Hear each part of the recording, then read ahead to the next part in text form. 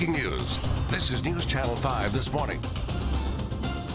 TBI has been able to confirm through the findings of an odontologist that the remains are of Holly Bobo.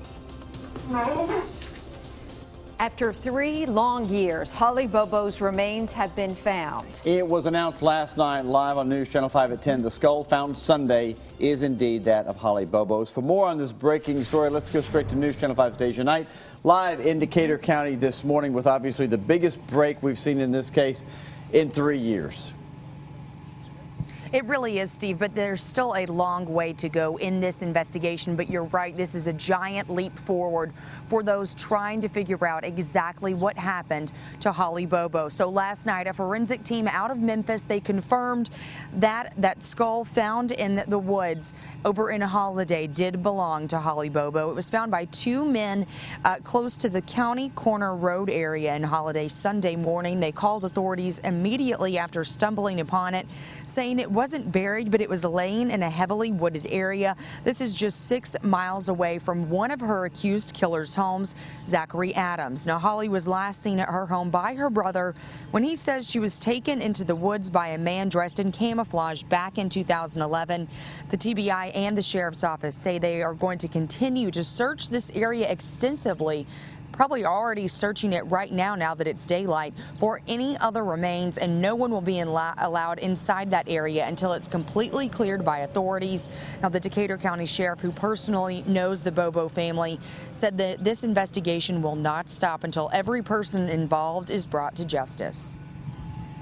The innocence of our community was forever lost when Holly was abducted, and our whole lives changed. And the way we do things change, and you know, we'll be forever changed by this tragedy.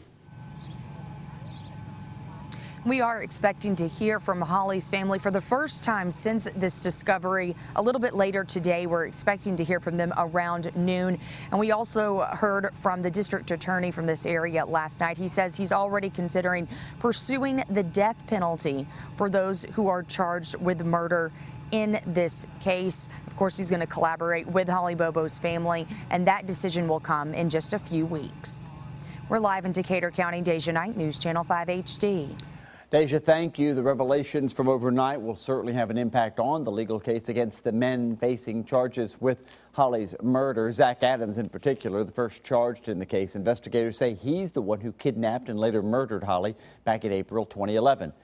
He faces those charges as well as a slew of other charges he's picked up since he's been in jail, including an incident where he allegedly attacked a corrections officer and a coercion charge for allegedly threatening his brother, John Adams, for cooperating with investigators. The other man facing the most serious of charges is Jason Autry, a close friend of Adams, and it was Adams' brother who told investigators he saw Holly alive in Zach's home with Zach and Autry after she was kidnapped. Autry's maintained his innocence since he was charged with the kidnapping and first-degree murder. At one point, there was a third suspect, Shane Austin, pictured right here. He was offered immunity in exchange for finding Holly's body. Prosecutors later, however, revoked the agreement, saying he wasn't truthful with them. Austin's lawyer then sued in Chancery Court for breach of contract. The deal would have granted Austin immunity from various charges relating to the burial or concealment of Holly's body. But for now, Austin is not facing any charges. Stepbrothers Jeff and Mark Piercy are also charged in connection to the case. They're both charged with accessory after the fact and tampering with evidence. Those charges come from allegations they at one time had a video showing Holly alive after she was kidnapped. In a July hearing for Jeff, a witness testified she actually saw the video, but both men deny the claims. Mark Piercy's hearing is set for later this month. The case has gone on for so long, it's hard to remember when it began, and certainly all the players involved. Will help you out here with the timeline. Holly was first reported missing on April 13th, 2011. That prompted searches that went for weeks, then months, then years, between February of 2012 until February of 2014. 2 long years, they hit nothing but dead ends. Well, there was a purse found near the site of Holly's disappearance. It's about the only glimmer that they had. Meantime, the community raised and the Bobo family raised hundreds of thousands of dollars in reward money. It really wasn't until February 28th, though, of 2014, that a search warrant was executed on Zach Adams' home. On March the 3rd, he was charged with aggravated assault in an unrelated case and held on $1 million bond.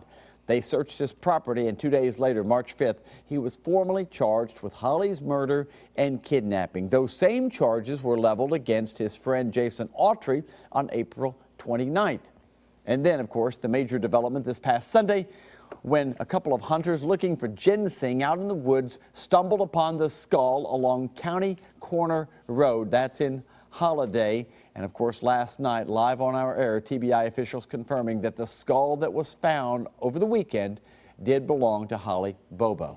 And remember, we are continuing to follow this story 24 hours a day here on News Channel 5 and on newschannel5.com.